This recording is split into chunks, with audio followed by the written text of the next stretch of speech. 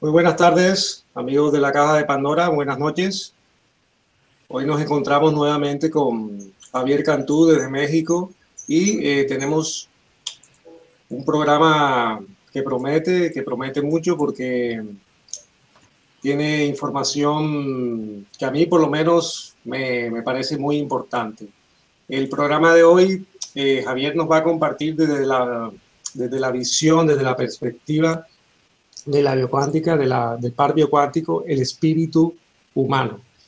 Y bueno, para los que no conocen a Javier, eh, voy a hacerles una pequeña introducción. Javier Cantú Cavazos es de ingeniero electrónico y de comunicaciones de la Universidad Autónoma de Nuevo León.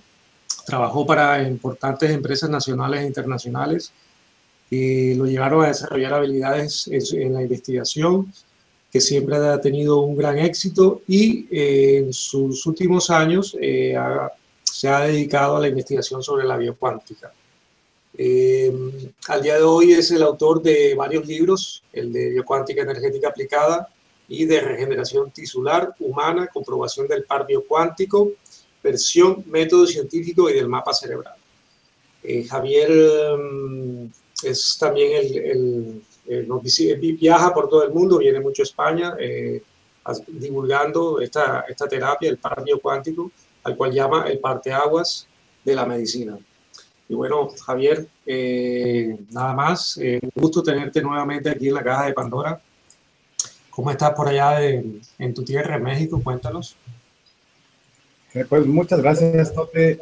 Antes, un gran abrazo por volver a platicar contigo. En la audiencia, de nuestra parte, desde aquí, está bastante agradable.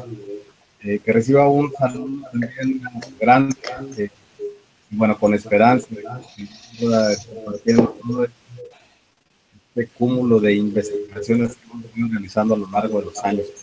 Verdaderamente es un gusto, es un honor volver a estar contigo.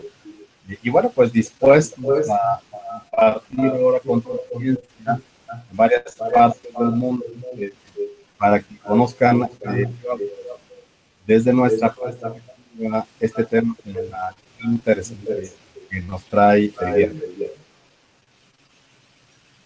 Pues no, el gusto es mío, Javier. Estoy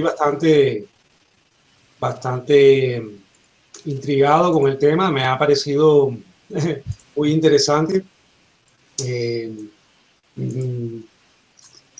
Me parece importantísimo esta visión cada vez que, bueno, leo un poquito la introducción, cada vez que el hombre piensa, ¿cómo lo hace? En cada pensamiento es posible tener la sensibilidad máxima en la corteza cerebral y de esta manera es posible que el pensamiento fluya de manera coherente y sin falla. Pero, ¿qué es lo que ocurre realmente en nuestro cerebro? Los procesos del pensamiento se rigen por bioquímica en función de lo que muestra en la figura que tú nos expones, que enviaste en el material y que está expuesta dentro de la información del artículo. Me he estado leyéndolo y bueno, tengo muchas cosas que preguntarte. Pero primero que todo, pues sigamos adelante con el programa y nos vamos introduciendo en materia. Así que adelante, cuéntanos un poco sobre esto porque para mí mira que tú siempre traes alguna sorpresa, pero con esto ya me he quedado un poco de piedra. A ver, cuéntanos, ¿de dónde sale esa investigación tuya? Bien, primero la intención es mostrarle al mundo una realidad desde una perspectiva nueva, joven, y no me refiero a mí, que yo también ya tengo me refiero exclusivamente a los conceptos que manejamos a lo largo de todo este tiempo. La biocuántica como tal, si bien ya hemos compartido en programas anteriores, significa salud integral y significa llevar a la persona a un momento en su vida como nunca lo ha estado, en la que libre de microorganismos es capaz de poder actuar de una manera ahora coherente, con un enfoque, con un propósito. Y bueno, pues que todo esto, como un cúmulo de verdaderas emociones, pueda llegar a generar en esa persona una expectativa de vida totalmente distinta. Y para ello, entender que si la salud mejora, ¿qué sucede también en el pensamiento del hombre? Eh, para entender el hombre desde los primeros inicios de la humanidad, pues seguramente observaba cosas, quizás su lenguaje, pues no tenemos evidencia, pero su lenguaje haya sido limitado y en esa limitación su cerebro procesaba y entonces el cómo lo hacía en aquellas épocas o tiempos remotos y cómo lo hace hoy, exactamente de la misma manera. Se estimula nuestro cerebro de tal forma que al observar podemos hacer ingresar imágenes y esas imágenes que se vayan dando de manera en momentos cuánticos, estas imágenes van a conformar finalmente algo dentro de nuestro cerebro, que nuestro cerebro bien puede ser que lo almacene o bien puede ser que lo deseche. Si la información que yo estoy viendo ya está en mi cerebro, entonces esa información que observé simplemente la anclo nuevamente. Si yo veo, por ejemplo, la pluma que traigo en mi mano y la he visto durante toda mi vida porque fue un regalo de mi mamá, pues entonces esa pluma, en el momento que la agarre el día de hoy, la voy a ver como algo que ya mi cerebro reconoce. Entonces, ¿cómo es que el cerebro procesa? El cerebro procesa en función de estímulos. Los estímulos se dan, viene sabido en el hombre de las formas ya conocidas como la vista, el oído, el olfato, el gusto y el tacto. Pero particularmente para el proceso del pensamiento ocurren los mayores procesos, es decir, los mayores cambios bioquímicos ocurren cuando observamos y escuchamos como, como actos de naturaleza intrínseca, es decir, como actos naturales del ser humano. Y entonces, cada vez que observamos algo y si nos ponemos a ver en el horizonte, vamos a ver siempre la puesta del sol o la salida del sol y esto nos va a dar información. Esa información se registra en nuestro cerebro en función de eso que vi y quizás algunos cantos de pájaros, quizás el agua en el mar que se escuche al momento de el alba o el ocaso, nos va a dar información de lo que vi y si fue en la mañana el canto del pájaro y va a relacionar mi cerebro y tiene que procesar eso que vio y que escuchó y guardarlo en la corteza cerebral. Lo mismo sucede al atardecer, el agua golpea más con mayor fuerza durante la tarde-noche y entonces en la puesta del sol el estímulo es diferente porque el sonido es diferente. Entonces, ¿cómo procesa nuestro cerebro la puesta del sol y la salida del sol? La procesa en función de lo que haya escuchado. Y así, por ejemplo, nuestra audiencia, ahora la considero como nuestra audiencia, pensemos de momento que me están escuchando y me están viendo, bueno, pues yo voy a estar hablando de algo que es totalmente nuevo. Y entonces el hombre de la antigüedad veía y con el lenguaje que tenía, escuchaba sonidos y esto iba conformando una estructura de pensamiento. En la evolución del hombre, esa estructura del pensamiento se fue llenando cada vez más información a la vista y cada vez más información al sonido, de tal forma que el avance o la evolución del hombre se da por consecuencia. Esto trae entonces la gran interrogante de saber cómo el cerebro procesó esto y cómo es capaz de recordar de las etapas iniciales de nuestra vida a las etapas actuales o inclusive aquellas personas de edad mayor, que oscilen por allá de los 70 para arriba, ¿cómo es posible que recuerde cosas del pasado? Bueno, pues nos metimos a la tarea de entender primero cómo se estimula el cerebro con la vista y cómo se estimula el cerebro con el oído, y así para los otros sentidos del tacto, el olfato y el gusto. Y encontramos que fuertemente nuestro proceso pensante está ligado particularmente a lo que vemos y lo que observamos.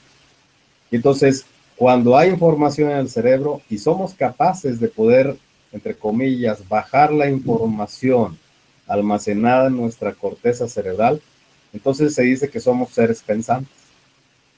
Si no hay información en mi cerebro y yo te digo, la biocuántica es el parteaguas y es la primera vez que lo escuchas, primero tienes que saber qué es la biocuántica y luego tienes que ir y hacer una investigación para poder tener datos. Es decir, no hay información en el cerebro y entonces si yo digo a la audiencia la biocuántica es el parteaguas, algunos que ya conocen van a decir sí es cierto, pero los que no la conocen de primera instancia van a decir pues ni siquiera sé qué es la biocuántica. Es decir, no hay información y si no hay información entonces no hay un proceso del pensamiento.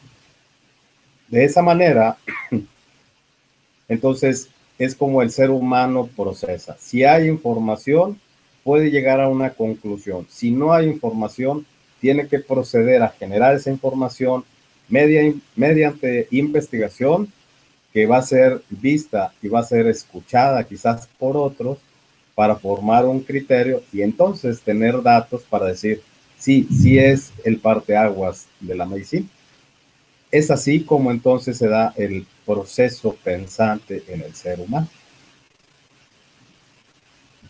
Javier, tú dices que el cerebro que tenemos hoy es el mismo de siempre. Esta información me gustaría que me la ampliaras porque tengo la impresión de que puede haber un cambio bastante. Solo la forma del cerebro ha cambiado muchísimo y con ello la evolución del ser humano ha cambiado mucho también la capacidad del hombre para conectar consigo mismo y con otros planos, ¿no? Y por otro lado, cuando estuve leyendo el material, el resumen que me enviaste, me llamó mucho la atención que toda esta choque, toda esta percepción va acompañada de unos cambios químicos, bioquímicos dentro del cerebro y dentro del cuerpo humano. Entonces, para mí esto me da mucho que pensar porque la causa de muchas enfermedades mentales, la forma de la manipulación que también de la cual somos constantemente acometidos por parte de la publicidad, del marketing, de la ingeniería social, etcétera, tiene mucho que ver con toda esa percepción y todas esas imágenes que estamos tramitando diariamente, que hoy en día son millones, millones de millones.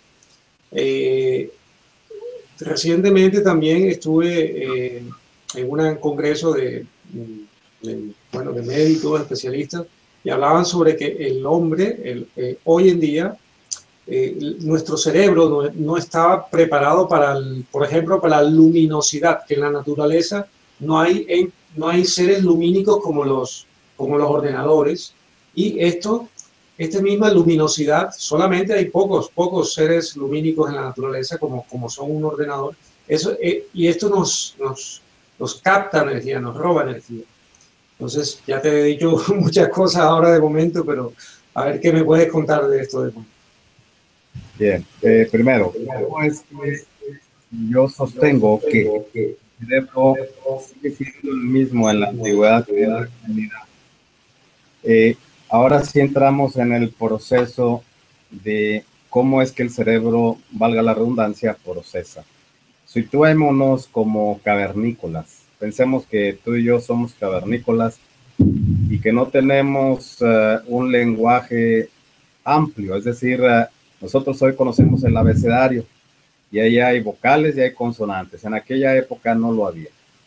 Entonces, si no lo había, únicamente por observación podríamos quizás por señas poder señalar que había por ahí algo que se movía, que no sabía que era un animal, había algo que se movía y que pudiera causarle quizás algo sin saber todavía si ese animal era salvaje o no, pensando en que lo fuera o no lo fuera.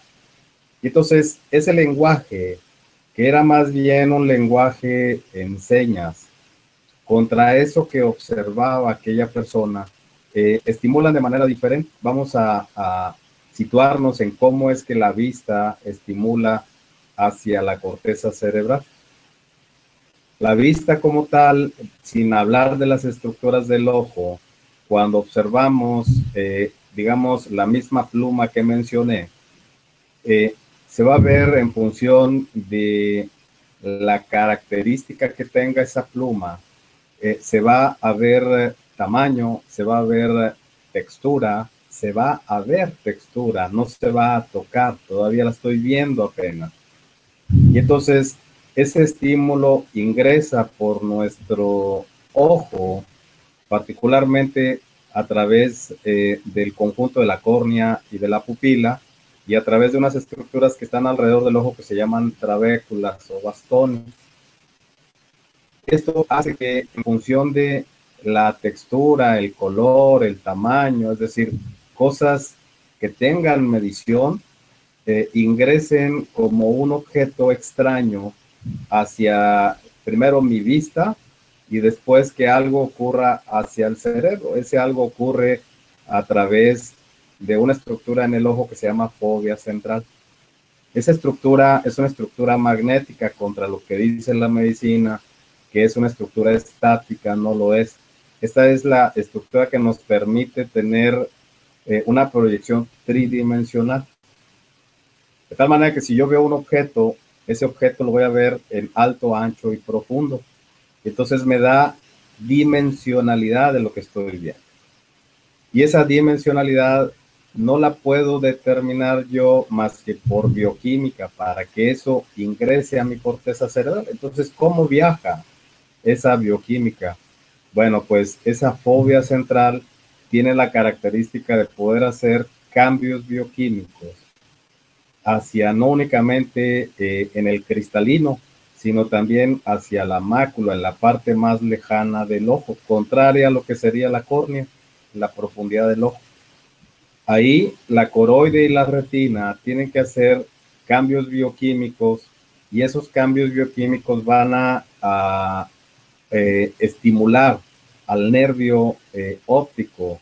Y entrando en detalle, un nervio tiene formas de poder neurocomunicar.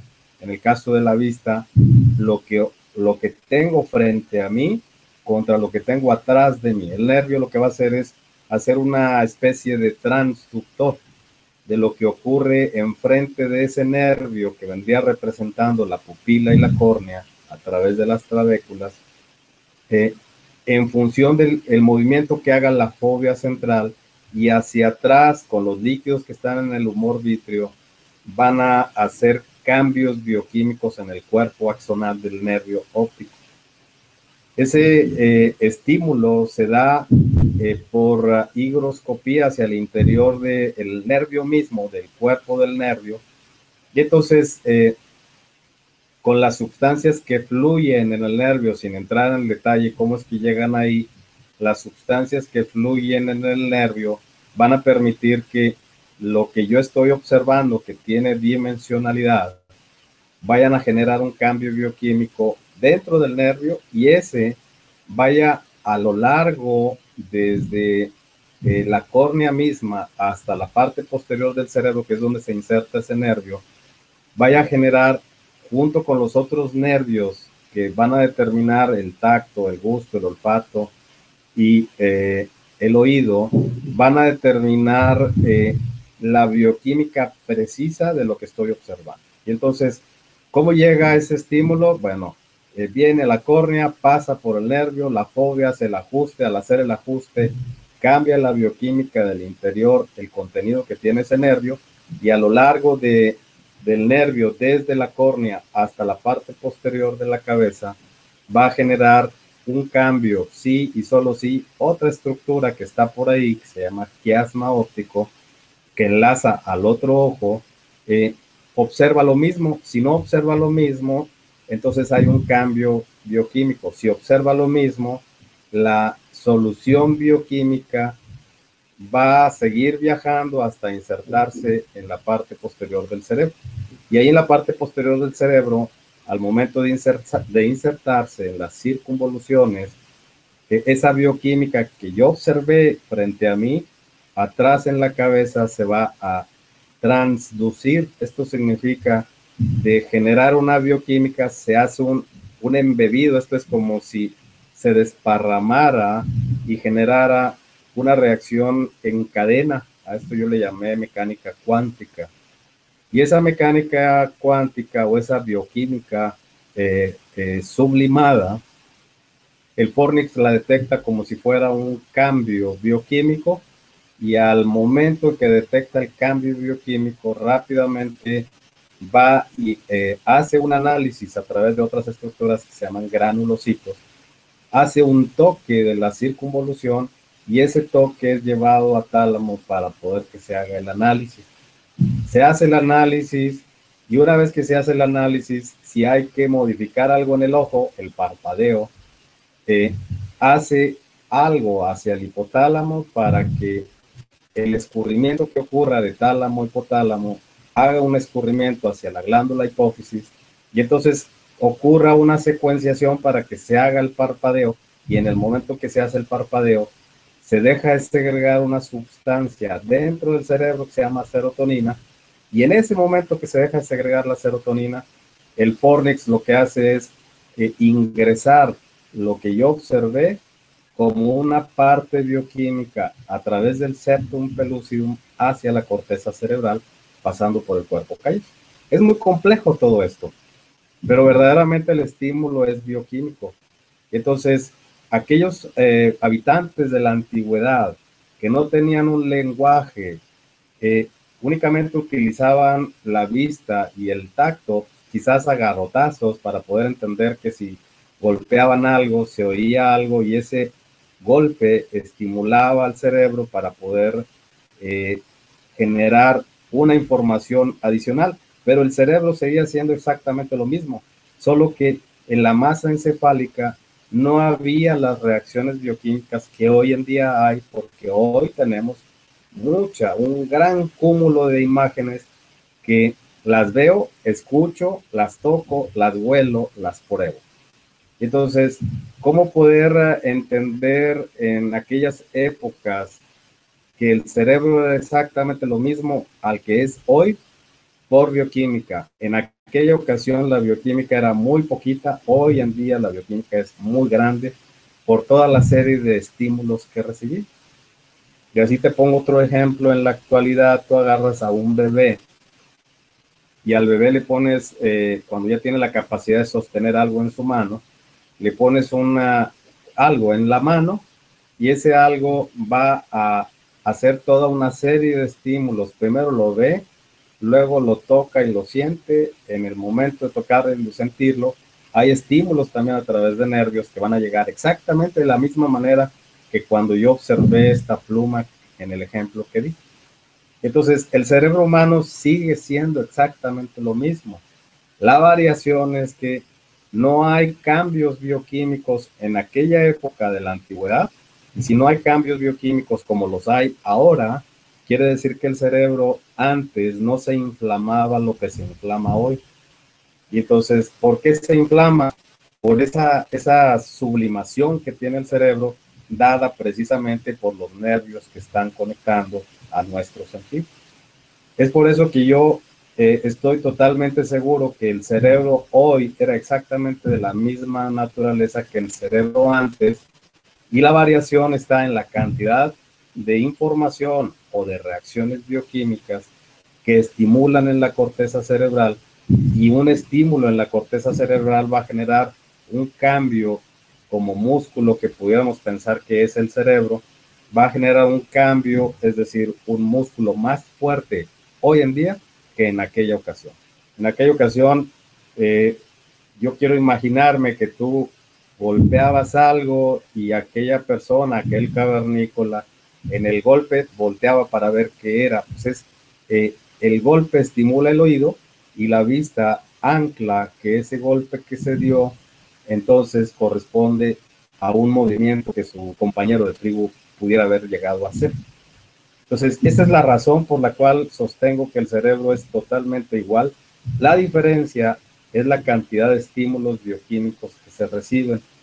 Y entre más estímulos bioquímicos, entonces la masa encefálica va agarrando más fortaleza, entonces se hace más saludable, y si se hace más saludable, tiene capacidad de poder procesar más bioquímica. De tal manera que esto nos lleve a entender el siguiente comentario que hiciste, cómo a través de una enfermedad el cerebro puede conformar un pensamiento distinto. Pues es evidente.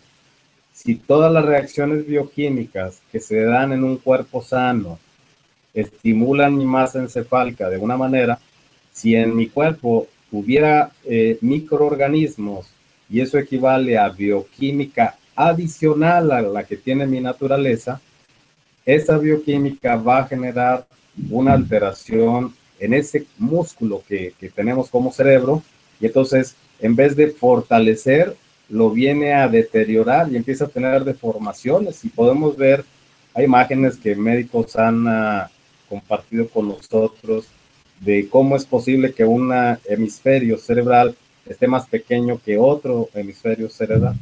¿Por qué razón? Hay una deformación en los huesos craneales, y así pudiéramos situarnos en muchos de los ejemplos.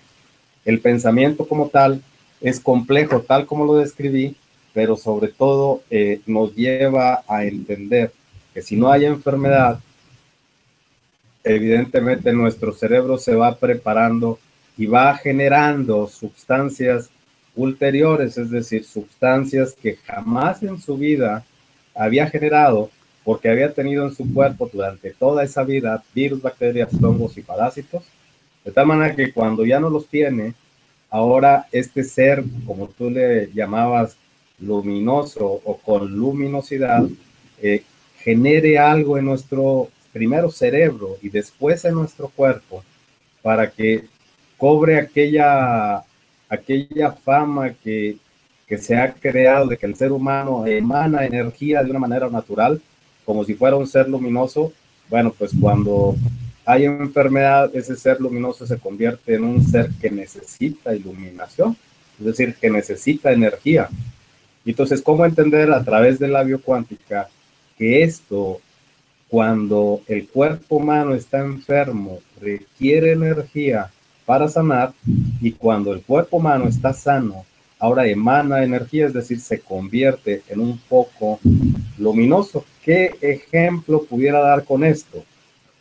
Si yo, por ejemplo, te pongo el caso particular, hace 17 años en mi vida, que yo me presentara enfrente de mi familia y hablar enfrente de ellos era impensable. A lo largo de todos esos años empiezo a percatarme de la enfermedad que había en mi cuerpo, y evidentemente esta enfermedad me llevó a actuar de esa manera, es decir, la estructura o proceso de pensamiento estaba totalmente alterado. Mi cerebro estaba más corto de un lado que del otro, el hemisferio izquierdo estaba más corto, por circunstancias distintas. Viene el estudio de la biocuántica, encontramos lo que ocurría a nivel cerebral, quitamos los patógenos, y entonces ahora mi cerebro en los dos hemisferios está perfectamente simétrico, y hoy en día pararme frente a un grupo para mí es como estar hablando contigo así con toda la confianza. Me paro frente a un grupo y hablo de la misma manera. Esto es, te conviertes de un ser así como que gris, que no tiene una personalidad, con enfermedad, a un ser totalmente lleno de vitalidad, con energía, con ganas de compartir. Eso es lo que ocurre con la biocuántica, en el proceso del cerebro en cuanto al pensamiento se refiere. Entonces, habrá vertientes que sostengan que todo lo que yo menciono no es cierto. Bueno, pues yo lo puedo mostrar en cualquiera de los niveles, como ya también lo he dicho. Lo podemos demostrar inclusive hasta a nivel de reacciones bioquímicas e incluso más profundo, hasta con reacciones bioquímicas con sus fórmulas. El cómo ocurre esto, bueno, pues es parte de lo que vamos a ir platicando cuando empecemos a definir lo que es el proceso del pensamiento. Todo ese proceso del pensamiento que genera una cantidad de emociones, de química, de bioquímica, de conexiones. Yo te pregunté, fue la tercera pregunta que te hice en el grupo pasado, pues estamos sometidos a muchísima información, Javier, a muchísimos estímulos, ¿no? A estímulos de todo tipo, visuales, auditivos, porque claro, estamos hablando de que ya no solamente es el órgano del sentido de la vista, sino todos los órganos que tenemos y todos los estímulos que recibimos. ¿Cómo maneja entonces el cerebro toda esta información? Yo sé que hay una selección de lo que nos interesa y lo que no nos interesa, pero tenemos, a mí la duda que me asalta en este momento es, sabiendo, teniendo esta información que, de la mano, que estoy seguro que es así como tú nos las expones, es muy fácil influir en nuestra bioquímica. O sea que nuestras reacciones, se pueden convertir, o nuestras acciones del día a día pueden ser muy fácil manipulables con todas las reacciones que recibimos del exterior, o sea por la televisión, el cine, etcétera, etcétera, etcétera. Eso afecta también mucho nuestra salud. Entonces, viviendo el momento de la sociedad que estamos ahora encarando y que estamos como tú sabes muy bien y lo hemos conversado en varios programas, tratando de crear un mundo más sano, más armónico. ¿Cómo ves tú esta cantidad de información que se nos está presentando y la manera como nuestro cerebro recibe y tramita todos estos químicos, todos estos procesos bioquímicos? Bien, me gusta la dirección que está tomando esta pregunta en este sentido. Cuando yo decido dedicarme 100% al estudio de la biocuántica, equivalió a investigar todo acerca del cuerpo humano, lo que existiera aquí en una facultad de medicina, en bibliotecas, en librerías en las que vendieran cosas que estuvieran relacionadas en el sector salud, en internet, que es una fuente muy amplia de información y que cada día están cada vez subiendo más y más información. Esto equivale a tener la característica natural, que todo el mundo deberíamos de tenerla y desafortunadamente no es así, de investigadores. Entonces, ¿esto qué significa? Que yo voy a estar recibiendo estímulos de diversas naturales, de tal forma que si yo tengo una preparación, y de muchos he sabido que mi preparación académica es en la ingeniería, pero bueno, siempre me apasionó la medicina para conocer cómo el cuerpo humano funciona. En aquel entonces yo decía, igual, ¿cómo funciona esto? No tenía la menor idea. Ya en otros programas decía que no sabía ni siquiera dónde estaba el corazón. A ese nivel estaba mi ignorancia en cuanto al sector salud, y en la medida en que me fui documentando por las razones que ya hemos expuesto, primero por enfermedad, después por enfermedad de mi hijo, después por la pasión de entender más el cuerpo, esa información fue llegando de una manera con mayor fortaleza. Pero tú sabes bien que todo tiene el número 1 y puede llegar hasta el número infinito si le haces el conteo. Entonces, el paso número 1, ¿cuál fue en mí? Lo que siempre he preguntado yo y ahora me lo respondo yo mismo. ¿qué fue primero, el huevo o la gallina? Entonces, lo primero fue la bioquímica. ¿Esto qué significa? Que mi bioquímica debió haber tenido una característica, y esa característica se manifiesta al día de hoy, en este instante, pero que se pudo haber manifestado hace 20 años o hace 30 años, pero no se manifestó por enfermedad. Entonces, ¿qué significa? Que durante mi etapa de la niñez y a lo largo de mi preparación en la escuela primaria y luego secundaria y luego preparatoria y luego universidad y luego las maestrías, eh, todo esto fue un proceso, es decir, hubo el paso 1, que fue la bioquímica, al paso actual, que es el cúmulo de información. ¿Cómo es posible que el ser humano pueda llegar a procesar? Bueno, pues si nos remontamos a la manera en que nos enseñaron, primero nos dijeron número 1 y nos ponían en un papel dibujada una raya vertical, que tampoco sabíamos qué era una raya vertical, y únicamente nos mostraron esa figura y nos dijeron, este es el 1. Ese es el paso número 1 del aprendizaje. Entonces, después nos llevaron a las formas de ir agregando a esta información más información, y nos dijeron, bueno, el 1 lo tienes ahora aquí y te pongo otro 1 acá, al lado derecho y al lado izquierdo. Y en medio te voy a poner una especie como de cruz que significa suma. Y entonces cuando digo 1, suma 1, le voy a poner un par de rayitas y dice igual. Y ese par de rayitas significa igual. Y entonces, para poder llegar a una respuesta, si yo no sabía el número 2, mi respuesta era 11, o era 2 rayas, o era no lo sé. Y entonces, ¿qué significa? Mi cerebro no tenía información. Si no tenía información, alguien tuvo que habérmela dicho. Y entonces ese alguien nos abocamos a engrandecer a los maestros, nos enseñaron los maestros los números, del 1 al 10, considerando que el 10 era repetir nuevamente el 1 con un 0. Entonces esa información tuvimos que tenerla previa para poder hacer esa operación de suma en el que me ponían 1 más 1 igual a 2. Y entonces ya sabía, ahora sí, lo que significaba ese dato adicional que era la cruz, que esa es la suma, y el igual. Entonces ahora tengo más información, tengo el 1, del 1 al 10, tengo el signo de suma y tengo el signo de igualdad. Y luego venía la complejidad. Pero ahora, en vez de ponerle una cruz, le vamos a poner nada más una rayita horizontal. Y eso significa restar. Y restar significa quitar.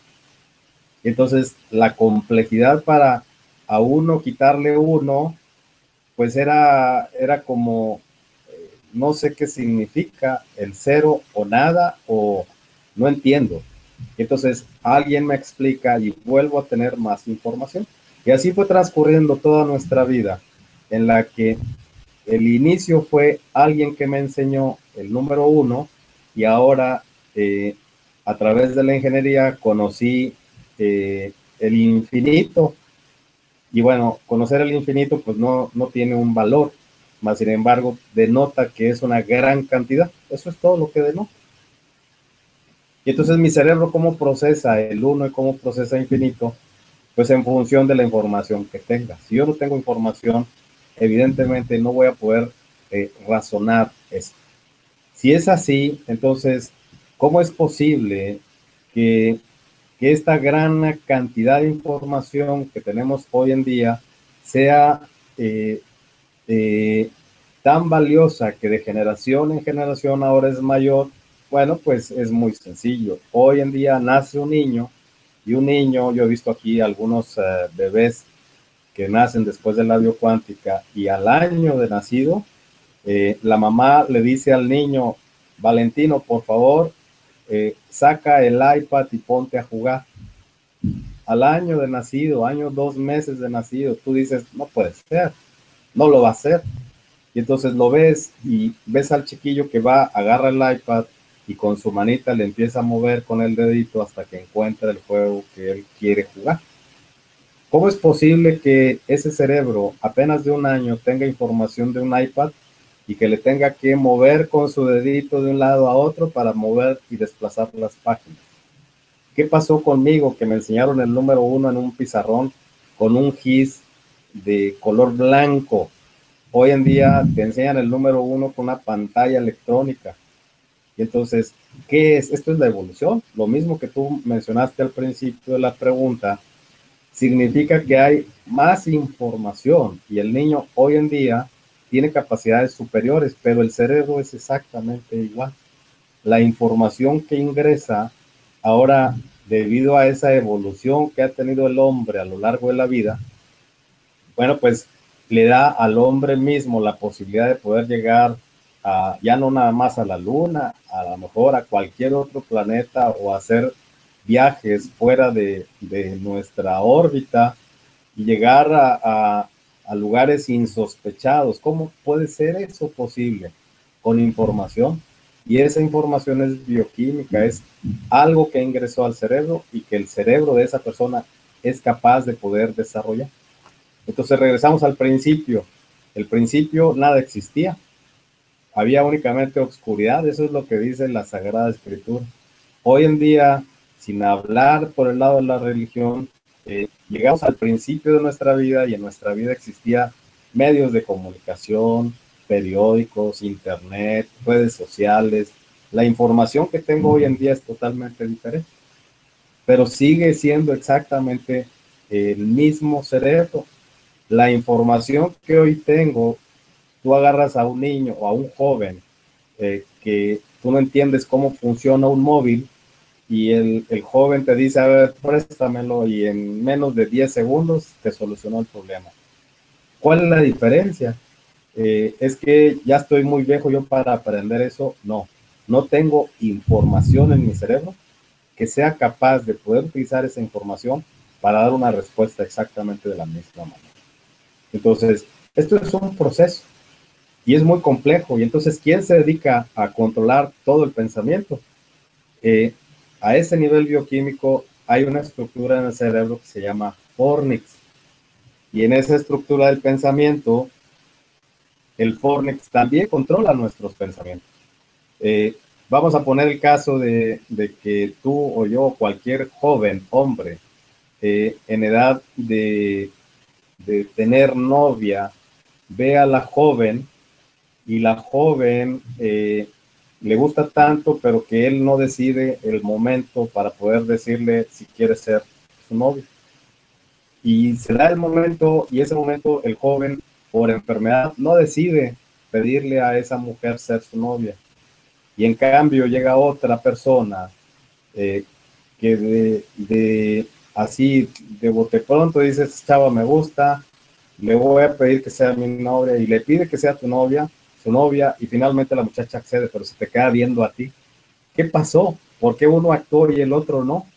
Porque el que tenía el gusto, el deseo, el amor, si quieres llamarlo de esa manera, de pedir a esa mujer que fuera su novia, la enfermedad, la bioquímica que le causaban los microorganismos en su cuerpo, alteró su pensamiento y dijo no, empezó a hacer sus ideas en su cabeza, le voy a pedir que sea mi novia, pero me va a decir que no, y hacen una historia ficticia, y entonces la persona en vez de actuar, yo le llamo en esa hoja que mandé como información, actúa de manera acelerada o actúa de manera retardada. Sustancias acelerantes nos permiten, si todo mi cuerpo está bien, que el fornix pueda tomar control de toda mi bioquímica en el cuerpo y sea reflejada en mi cerebro. Y si algo está mal en el cuerpo, que el mismo fornix pueda utilizar sustancias retardantes, y retardantes significan no le pedí a tiempo que fuera mi novia. Entonces perdí una oportunidad de mi vida quizás futura. ¿Ves? Entonces, quien regula todo esto es el fornix. El cómo se regula es a través de sustancias acelerantes y retardantes. Y estas sustancias van a estar relacionadas íntimamente con bioquímica que en el cerebro se produce. Esa bioquímica se produce a partir de una sustancia que se produce en el vaso y que a nivel intracraneal es conocida por la medicina como la acetilcoenzima A. Esa sustancia, con alguna bioquímica que ocurre en el proceso digestivo, hace que el Fornix nos haga tomar una decisión rápida. Mientras si hay enfermedad, esa enfermedad, en vez de tener una acetilcoenzima A que me haga tomar una decisión rápida, se va a convertir en una sustancia inferior, acetilcoenzima B, y en vez de actuar rápidamente, actúo con cautela, con miedo, con problemas. Y entonces el Fornix simplemente ejecuta en función de la bioquímica que se contiene. Y es así como el ser humano entonces puede tener lapsus en los que tiene lucidez y también lapsus en los que tiene olvido, que tiene que sea parco, que no comparta, que no participe, etcétera, etcétera, etcétera.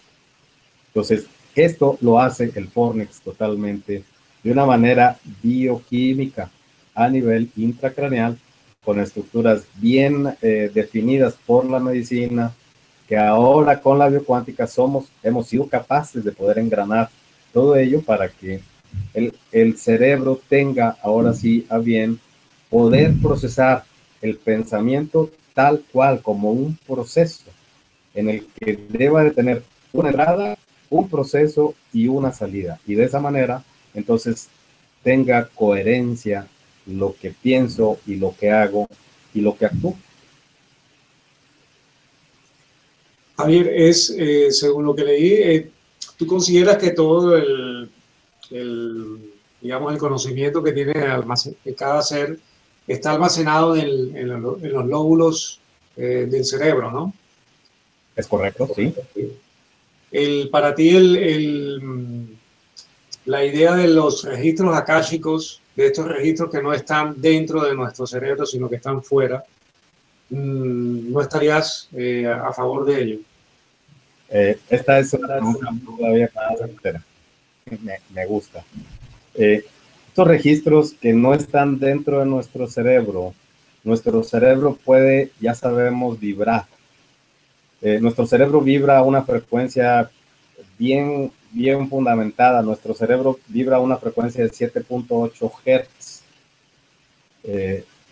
Esta frecuencia permite al Fornix poder mover la masa encefálica de una manera lenta. Eso es una frecuencia en función del tiempo, cómo se traslada una masa, de tal forma que esto no tiene nada que ver con la aceleración de un cuerpo. Dentro del cuerpo, dentro del ser humano, los procesos bioquímicos, cuando todo está ordenado, una sustancia que es recién conocida, el carbono 40, hace que nuestra masa encefálica se mueva de una manera coherente y totalmente controlada por el Fornix a una frecuencia de 7.8 Hz. Y entonces cuando esto se mueve a esa frecuencia y fuera de nuestro cuerpo todo se mueve a la misma frecuencia, mi cerebro es capaz de poder vibrar, y vibran a la misma frecuencia, y si antes estaban vibrando a destiempo, vibran a la misma frecuencia y se pueden unir una con otra. Esto en el cerebro, ¿quién lo hace? El cerebro, hay estructuras por aquí en la coronilla en las que esto podríamos pensar que esto es una primicia. En los lóbulos parietales sobre la línea medial, estos lóbulos parietales están muy próximos a través de la cisura, y en esa cisura, en las circunvoluciones de la parietal izquierdo y derecho, hay unas pequeñas salientes. Esas pequeñas salientes actúan por mitosis como capilares linfáticos. Y esos capilares linfáticos, evidentemente, ahí va a haber sustancia, y esa sustancia es el líquido cefalorraquídeo, que tiene un alto contenido de linfa. Esa sustancia contiene por esencia todos los neurotransmisores, adenina, timina, guanina y citosina. Adenina, guanina y citosina no vibran a la frecuencia de 7.8 Hz, únicamente la guanina. Repito, adenina, timina y citosina no vibran a la misma frecuencia de la masa encefálica ni del planeta. La guanina es la única que vibra a esa misma frecuencia. Es bien, personas que conocen esto de los chakras, que el chakra de la coronilla es el que te hace la conexión con el universo, y de ahí bajan y suben energías. Bueno, la forma que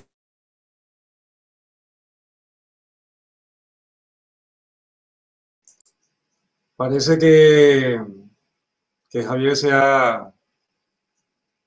ha tenido algún problema. Esperamos un momento a ver si se conecta y seguimos nuestra emisión. Disculpar, amigos de la caja de Pandora.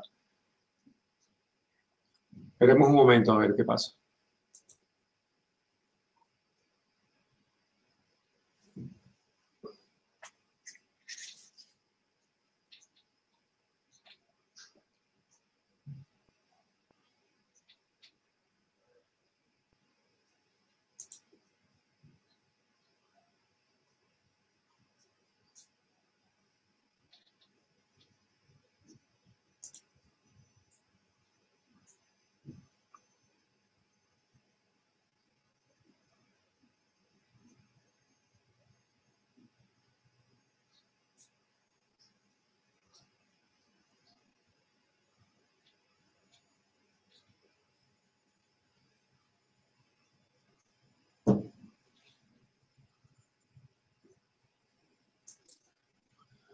Bueno, parece que Javier está conectando nuevamente.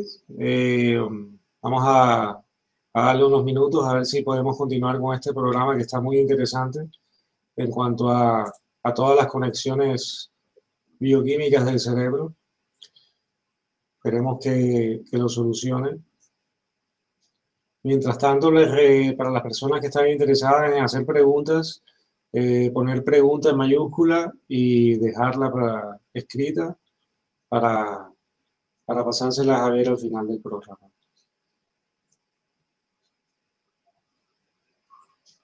A ver.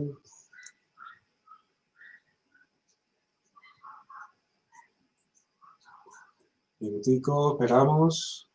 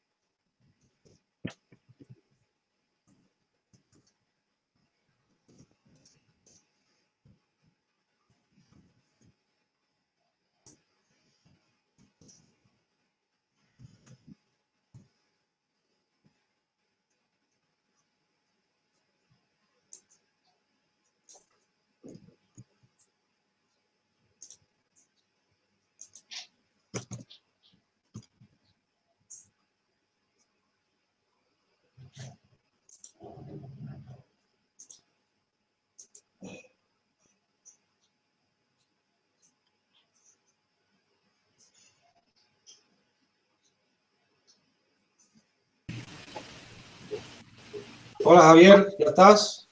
sí se perdió la comunicación. Vale, tienes la cámara. Tienes la cámara del. Ahora sí tienes la cámara correcta. Ahí estamos. Sigue en vivo. Sí. Bueno, amigos de la Caja de Pandora, hemos contado con suerte. Ha vuelto Javier. Estas cosas de la actualidad que de repente nos fallan. Alguna falla en internet. Sí, entonces, sí. para retomar donde nos quedamos, que esta sustancia, este neurotransmisor, la guanina, es capaz de vibrar a la misma frecuencia que la masa encefálica y que la Tierra. Entonces yo decía, ciertamente esas energías tienen una frecuencia fundamental y tienen frecuencias armónicas que están dentro de ella.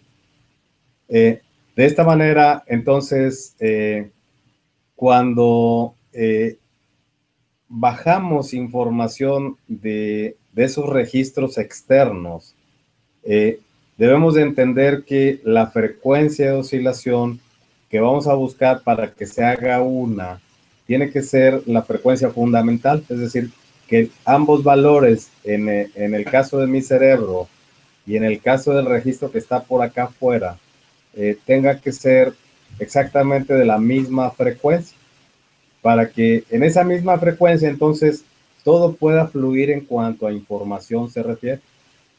Pues resulta que estos registros externos energéticos tienen frecuencias superiores, pero la fundamental está ahí. ¿Qué quiere decir?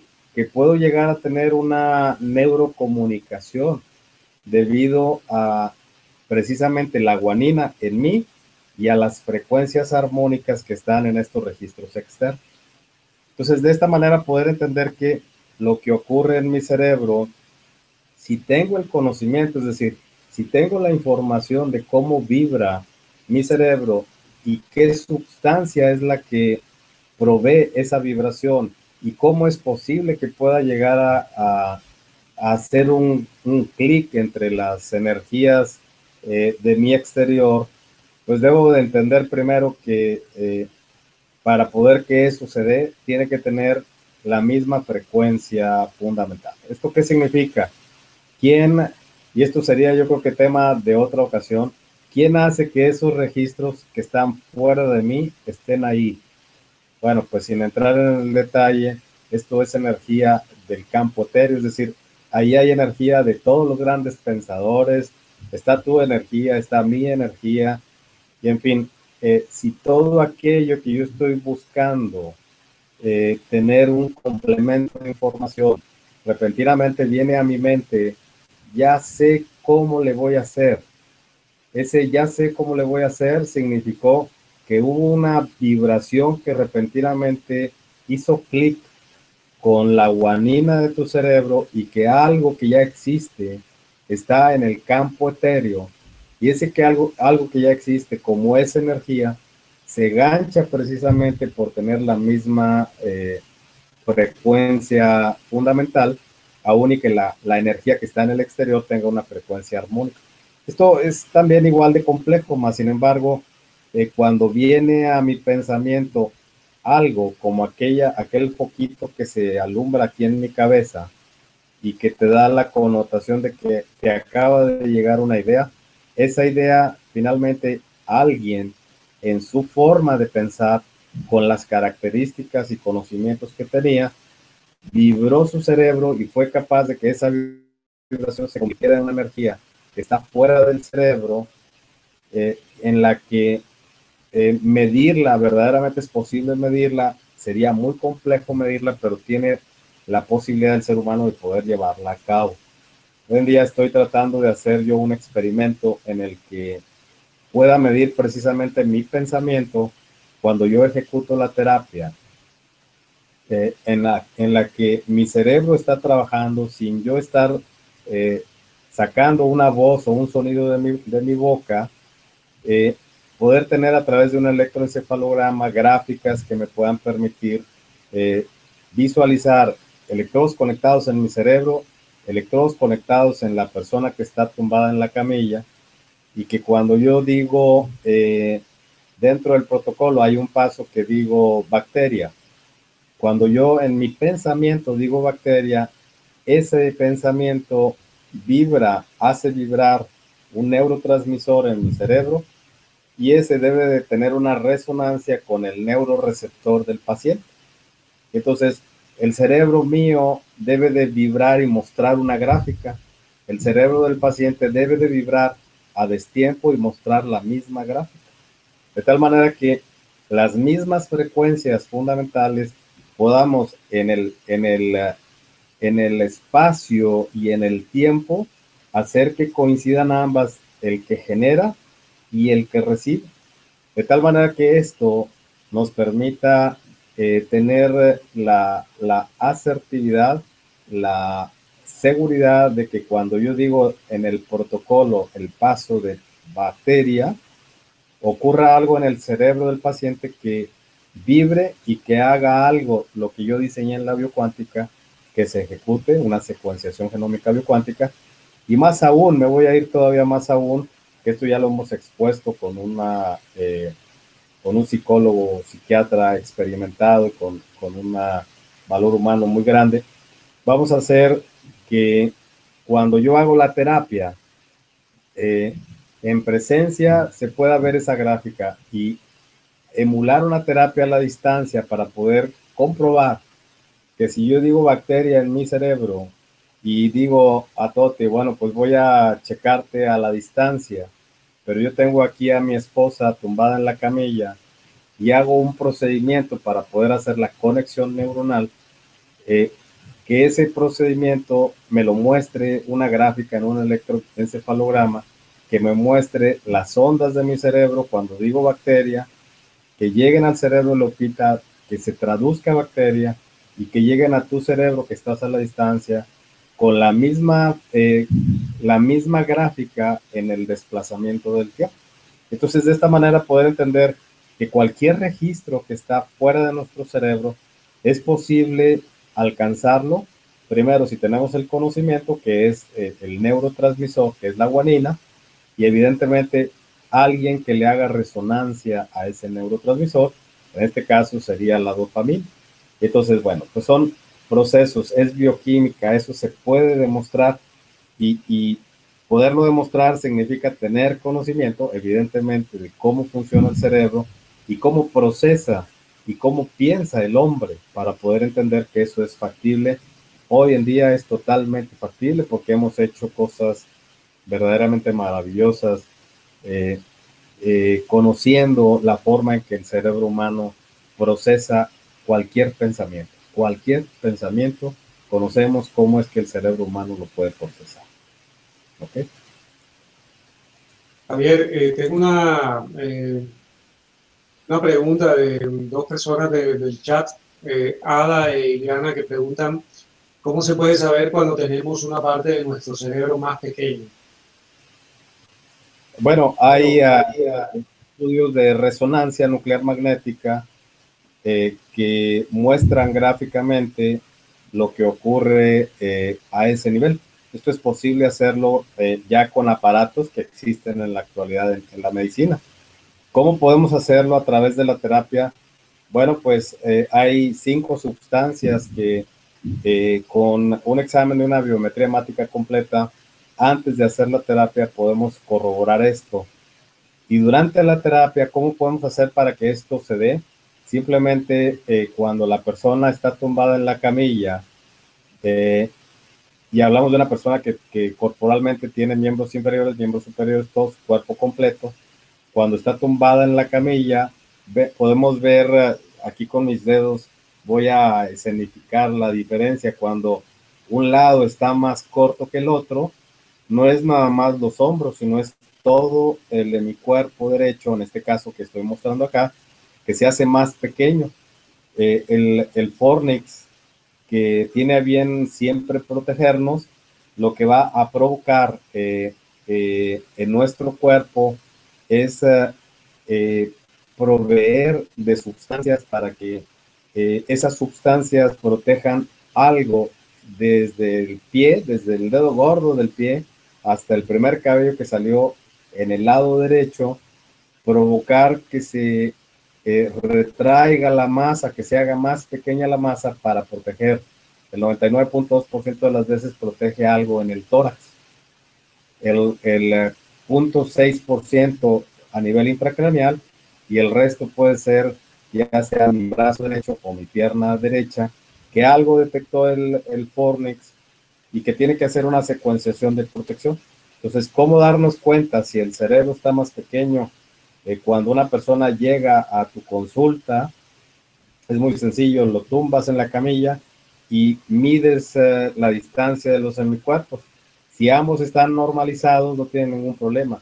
Si uno de ellos está más corto que el otro, todo el hemicuerpo está más pequeño. Entonces, no quieres hacer la terapia, quieres verificar, bueno, pues ya sea que el paciente tenga la posibilidad de sacar algún estudio de tomografía o de resonancia, o que tu terapeuta puedas tener la solvencia para poder ejecutar un protocolo como proyecto y validar que cuando el hemicuerpo está más corto, a nivel cerebral ocurre exactamente lo mismo. Hay muchas formas, bueno, ya describí algunas de ellas, en las que se puede verificar de una manera puntual que el hemicuerpo, el hemisferio cerebral está más corto.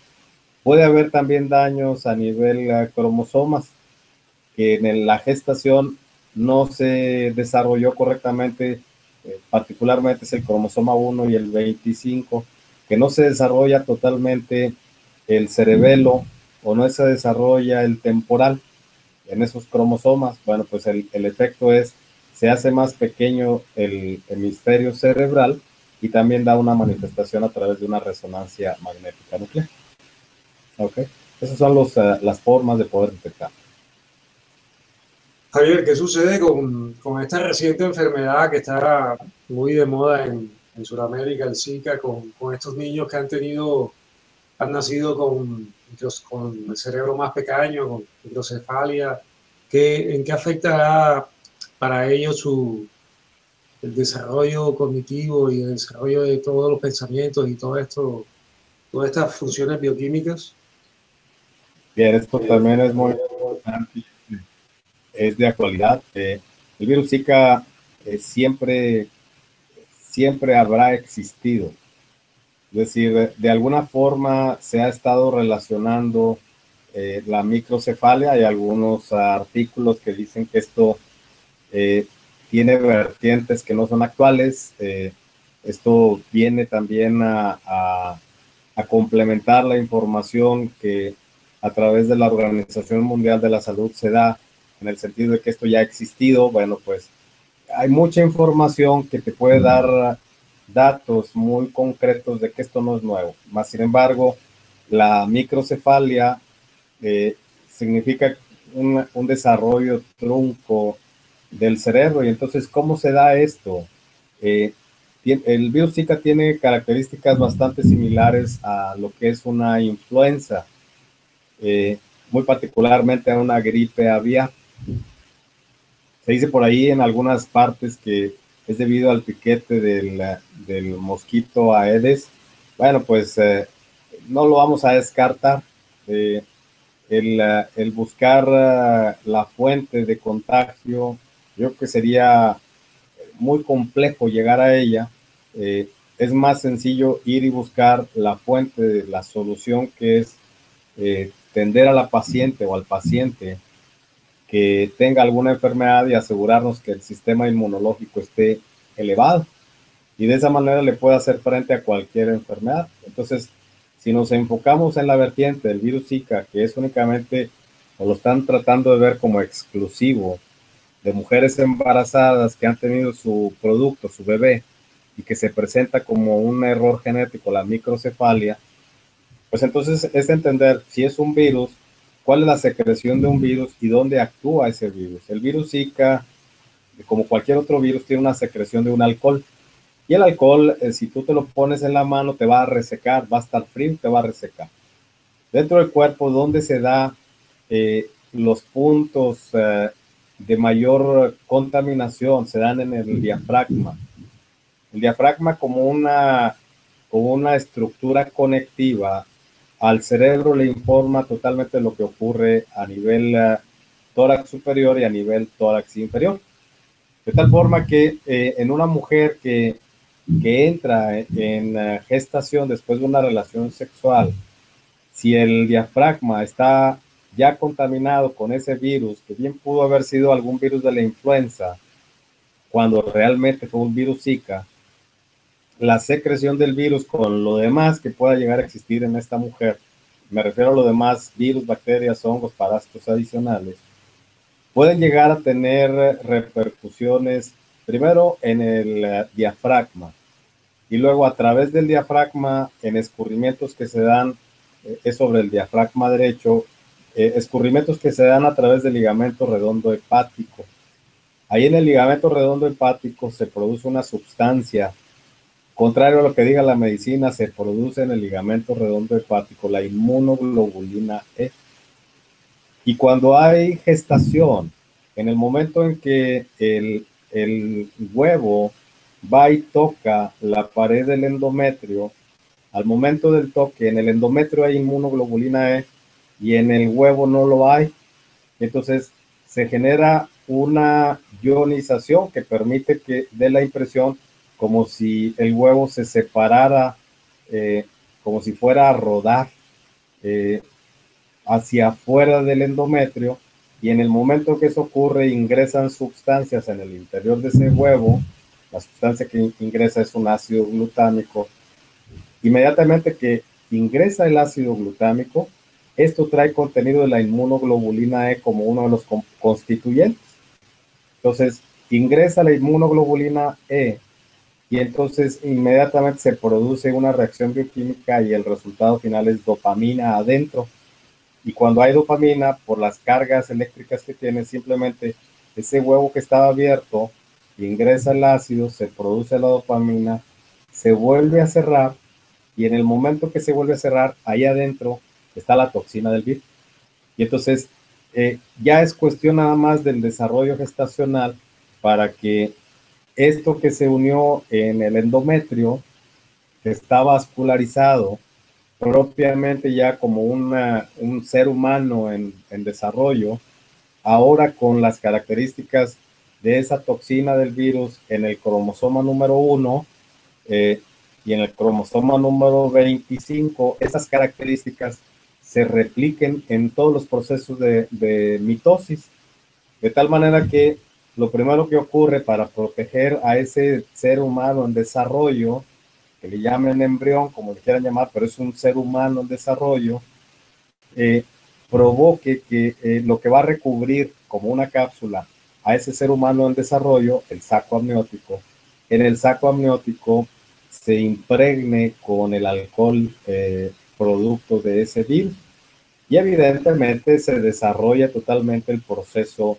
del ser humano. Ese virus va a resecar, que es lo primero que se produce en el ser humano, pero ya por medicina se sabe que lo primero que se desarrolla es aquello que mencionan ellos de ectodermo, mesodermo y endodermo. Se produce lo primero a nivel de entre comillas, cartílago, lo que va a conformar lo que es el cerebro. Si la toxina del virus está ahí en ese cromosoma, entonces lo que va a hacer es lo que va a conformar el cerebro se altera. No hay hueso todavía. Se altera, y donde se altera depende de la condición del cromosoma 25 para que con los dos cromosomas alterados por ese alcohol que ingresó pueda llegar a darle sustento verdaderamente a el mal desarrollo de lo primero que está en el ser humano, que es el cerebro, para que después todo se desarrolle por la mitosis misma y al momento de nacer se vea un bebé completo, pero con una modificación muy importante a nivel cerebral. Eso lo hace el virus particularmente del Zika, particularmente en la inmunoglobulina E. Esto es lo que provoca como consecuencia. Nace el bebé, el cerebro del bebé, el fornix del bebé, no permite que se conformen ni siquiera los huesos frontales, y los parietales se truncan, digamos, no desarrolla completamente, las fontanelas no se producen, y entonces en ese momento queda como un aplastamiento en lo que vendría siendo la frente del bebé, y entonces se da el diagnóstico como una microcefalia después de tanto estudio que se da. Esa es la manera en que el virus Zika actúa y que puede llegar a producir no únicamente la microcefalia, puede llegar a producir problemas gastrointestinales muy severos, puede inclusive llegar a producir las alteraciones que se dan en dos conductos dentro del tubo digestivo, particularmente en el duodeno, el conducto del páncreas y el conducto colédoco, que debiendo estar separados se une el colédoco con el del páncreas y da una conformación distinta de ser humano, que no tiene problemas aparentes, que nace perfectamente, pero están unidos esos dos conductos y no debería estar unido. Entonces, bueno, pues son las variaciones que puede llegar a tener un ser humano con estas características. Gracias, Javier, por esa explicación tan magnífica. Tengo un par de preguntas relacionadas aquí con con la terapia que tú proporcionas. Gerardo de México dice que un cerebro de un niño superdotado con un coeficiente intelectual muy alto solo tiene la diferencia entonces en la velocidad y el razonamiento más ágil y su memoria para razonar la experiencia e información en su cerebro, digamos a niveles bioquímicos. Y otra relacionada con esta misma pregunta de Luis Márquez, pregunta, ¿se puede mejorar el coeficiente intelectual de cualquier persona con la terapia? Excelentes preguntas. Primero, ese niño superdotado significa que en sus procesos neuronales hay sinapsis perfecta. Y evidentemente una sinapsis perfecta evoca a tener reacciones bioquímicas que suceden en el momento en que el fornix determina que deben de suceder. Así por tanto tiene un estímulo que es en la vista ese bebé y ese niño pequeño, inclusive desde bebé ya dan muestras de esto, cuando el bebé está en desarrollo y constantemente no tiene información, pero está observando y todo lo que tú hagas está observando, está analizando, está metiendo información a su corteza cerebral. ¿Esto qué significa? Que ese bebé en particular, y hablo muy particularmente de los bebés que han nacido después de la biocuántica, hablamos de características superiores en cuanto a la construcción de la masa encefálica, particularmente de los lóbulos frontales derecho e izquierdo. La construcción lo pongo entre comillas porque finalmente varía de persona a persona en función de la calidad, entre comillas, también lo pongo del cromosoma número 1. Varía mucho en función del cromosoma número 23, de las cargas que tiene mamá y papá genéticas, y en fin, todo esto son derivaciones de el producto final, que es el hijo, el bebé que va a nacer, va a tener características superiores en la construcción de lo que son los lóbulos frontales. Ahí los lóbulos frontales están relacionados totalmente los procesos numéricos y verbal. De tal manera que todo lo que yo observe, yo te observo, por ejemplo, en pantalla, y yo puedo estimar de dónde están mis ojos a dónde está la pantalla. Yo puedo estimar la distancia que hay entre la pantalla en donde tú estás y yo. Esto significa que mi cerebro tiene la capacidad de poder hacer un discernimiento para poder que la información que llegue a mi cerebro sea tal que si yo estoy 1 metro más alejado, ya no te voy a ver, o si estoy 10 centímetros más cerca, tampoco te voy a ver, porque mi cerebro adecuó.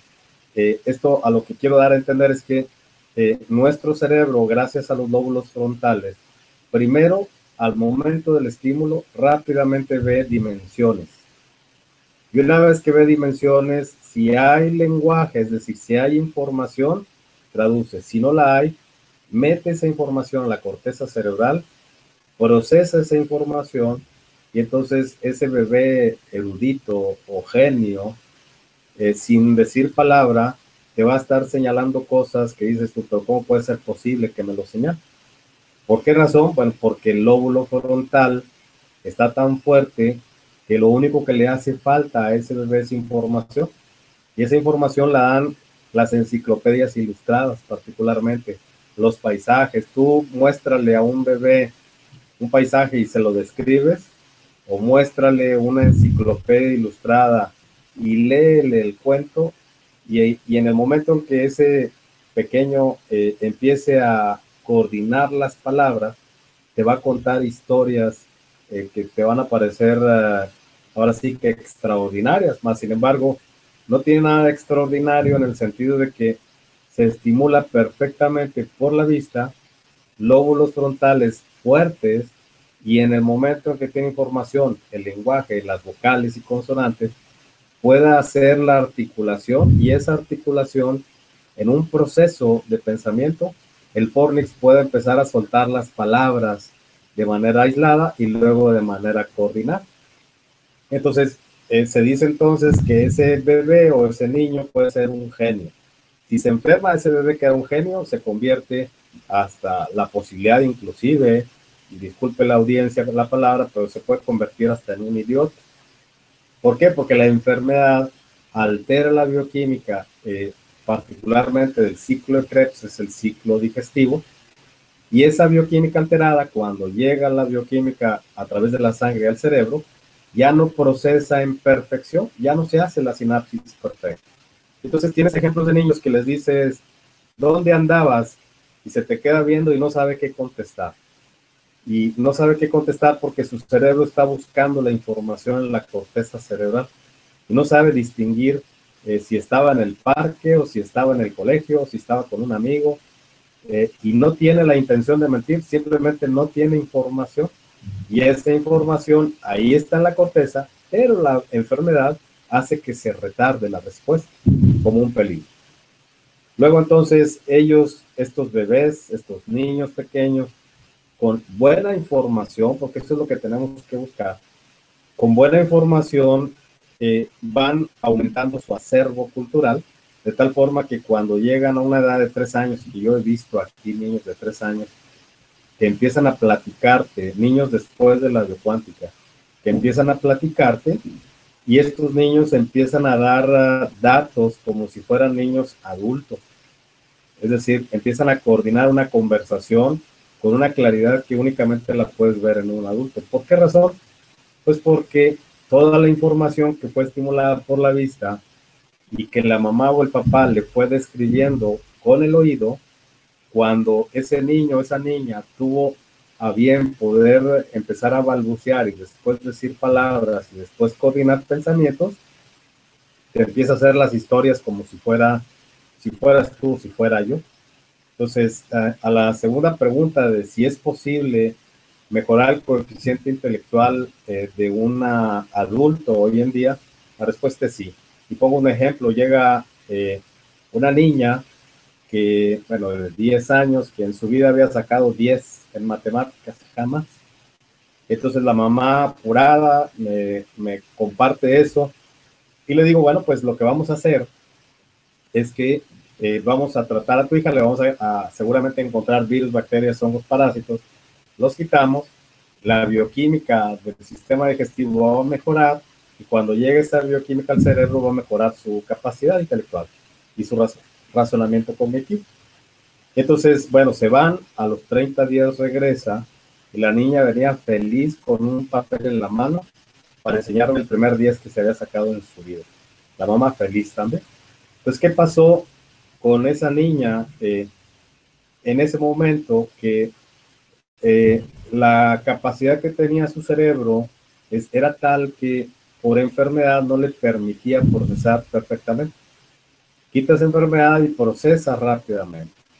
Ahora nos vamos a un adulto.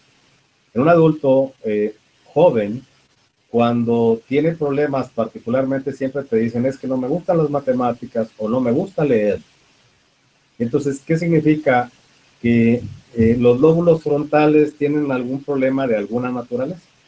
Vamos, buscamos, encontramos microorganismos, los quitamos y aquello que no era posible se convierte en posible. La semana pasada estuvo conmigo un alumno que él sabe quién es, no voy a mencionar su nombre, pero él me decía, antes de la biocuántica, yo no leía un solo libro.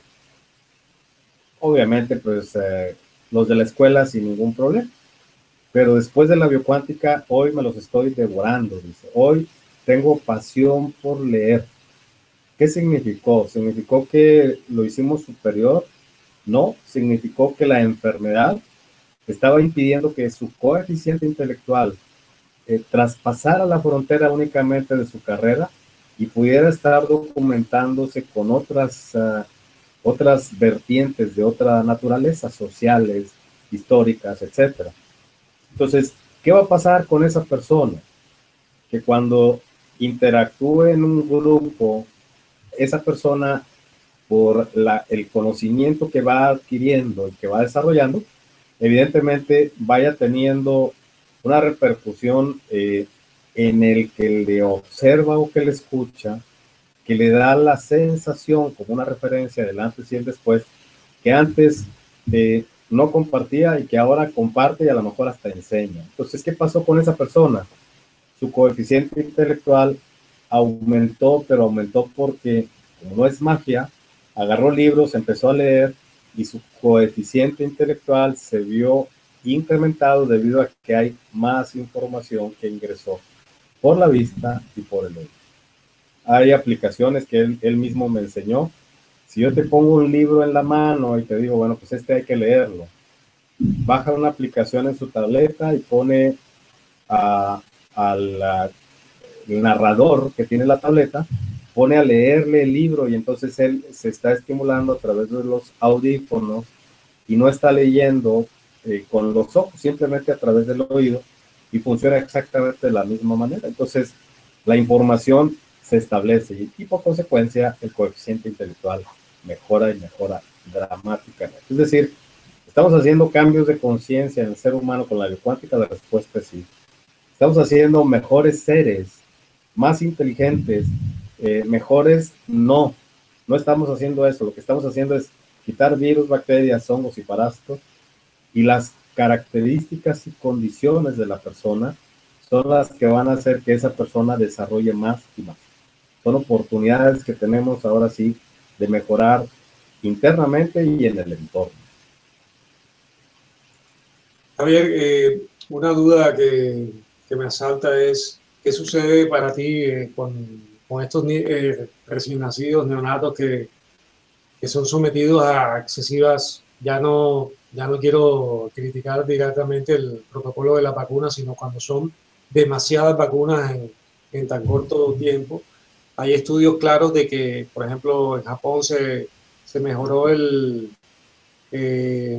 digamos, la problemática poniendo estas vacunas de pasados ya un par de años, y muchos países están cambiando esto.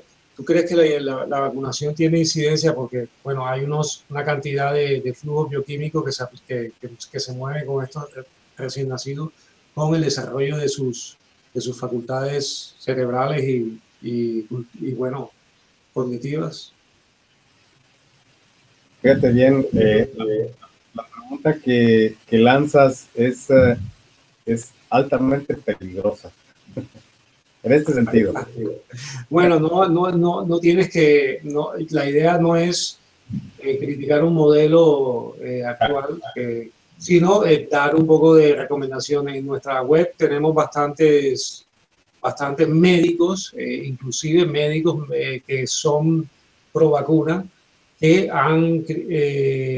critican no la vacuna en sí misma, sino la manera como se hacen las vacunas hoy en día, que inclusive tienen genes, están hechas con genes humanos, y luego los tiempos de vacunación y la innecesidad de unas combinaciones que pueden causar enfermedades graves como el autismo, etcétera.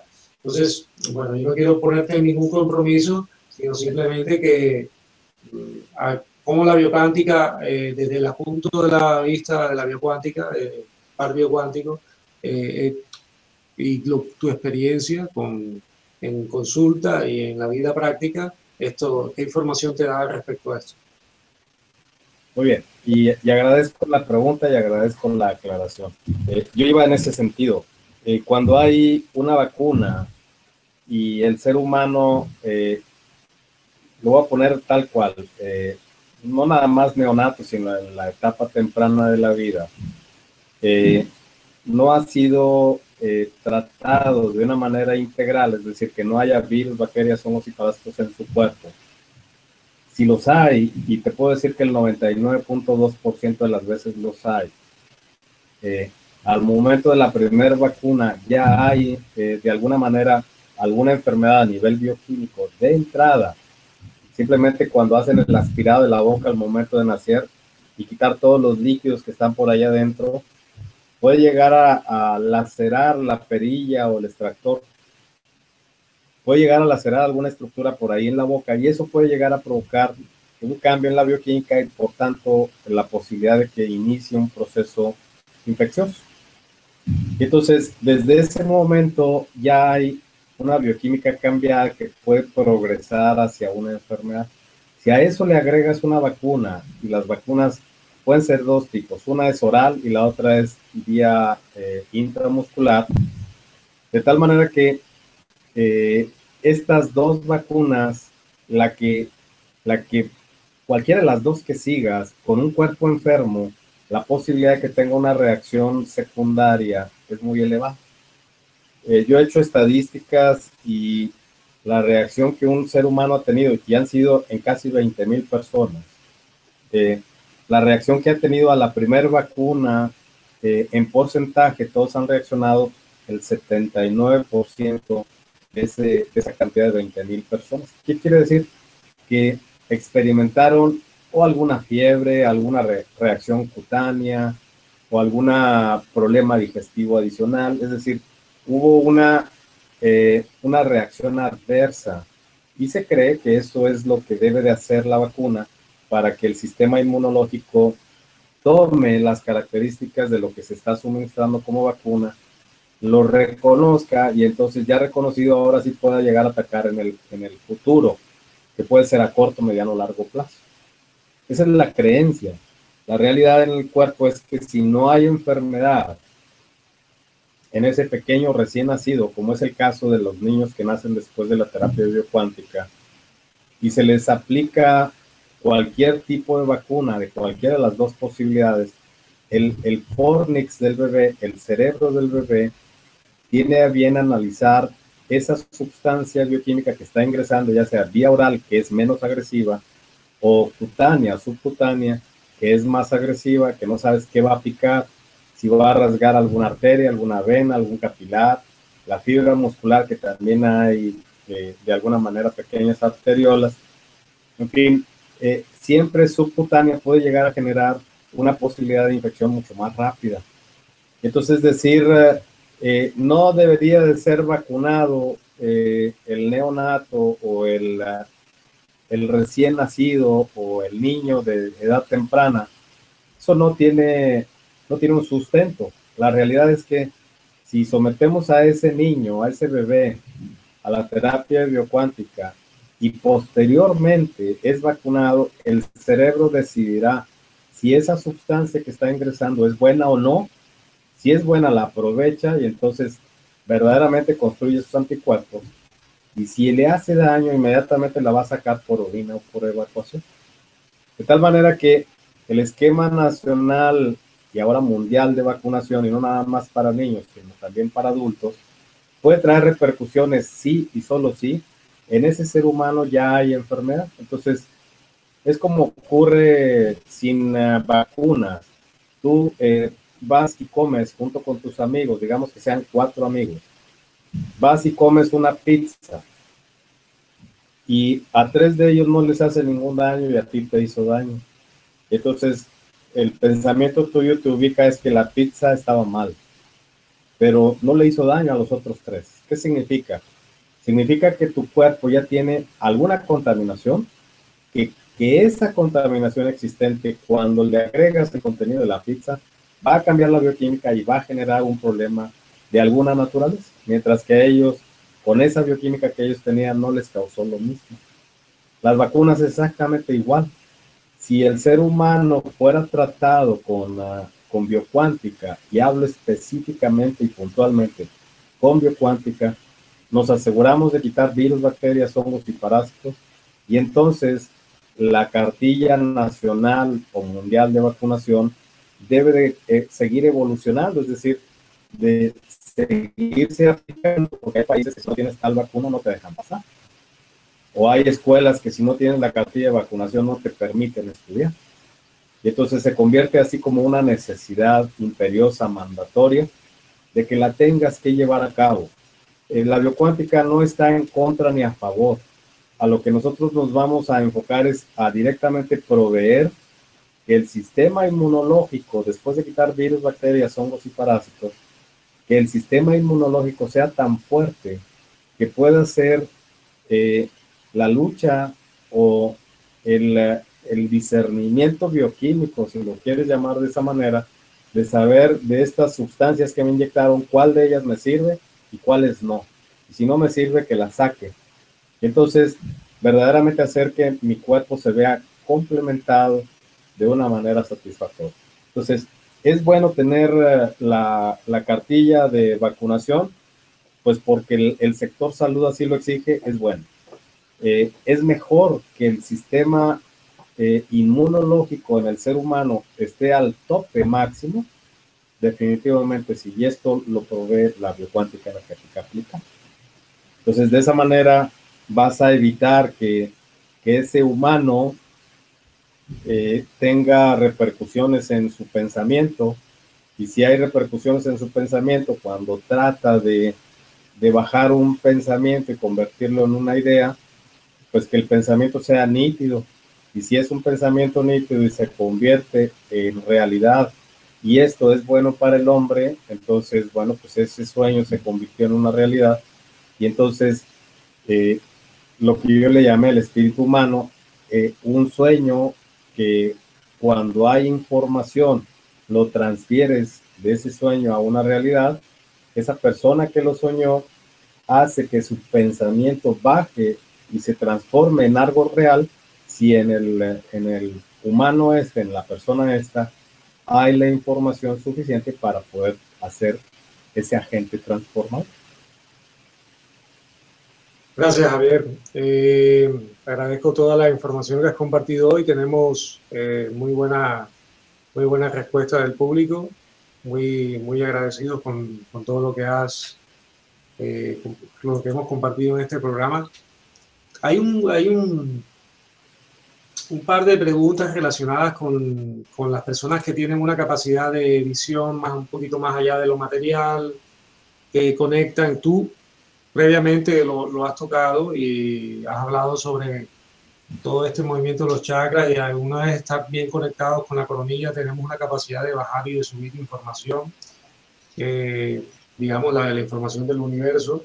Yo creo que eso ya lo hemos hablado, pero si quieres compartir un poquito más, aparte de eso, pues quería preguntarte de mi parte, en cuanto a la terapia biocuántica, tú la aplicas para las personas, para las mujeres en estado de gestación, supongo, y esto generaría un bienestar en el bebé recién nacido, ¿no? Supongo que esto es una terapia que facilita un proceso, este nacimiento con unas garantías un poquito más.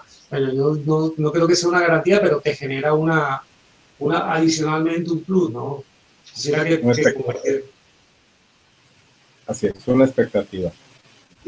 Viendo la terapia aplicada a las mujeres embarazadas, podemos tomar la respuesta para aquellas personas que tienen esa claridad o que son conocidamente llamados videntes.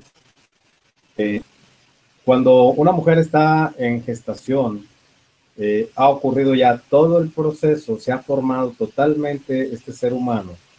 Yo he testado a mujeres antes del embarazo, inclusive durante la gestación, en las primeras horas, días, semanas y hasta los últimos días de la gestación.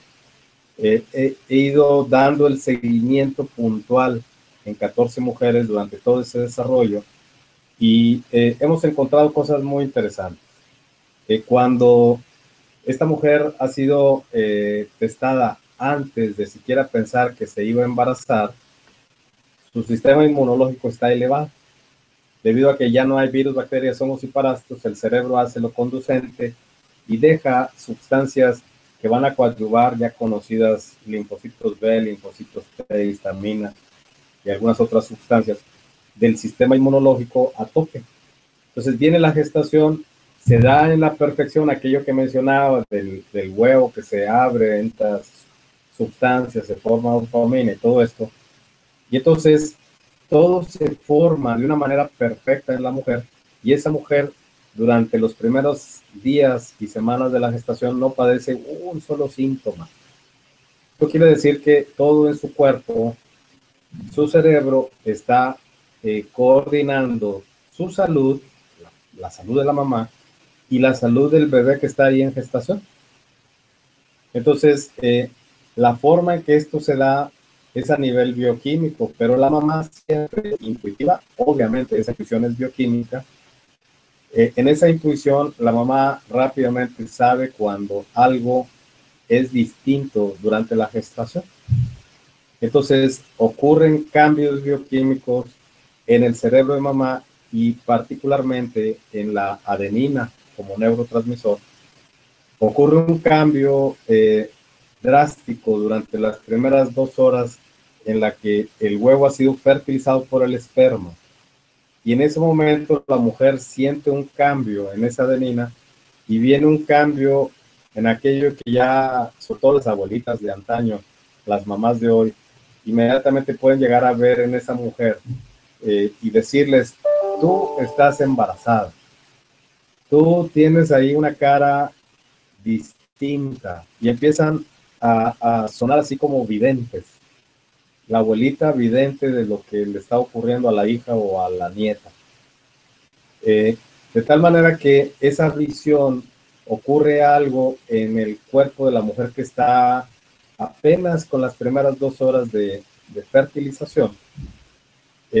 Ocurren cambios en la adenina, y ese cambio en la adenina va a persistir durante toda la gestación. Ese cambio se da de la adenina a la timina y de la timina a la citosina, ATC.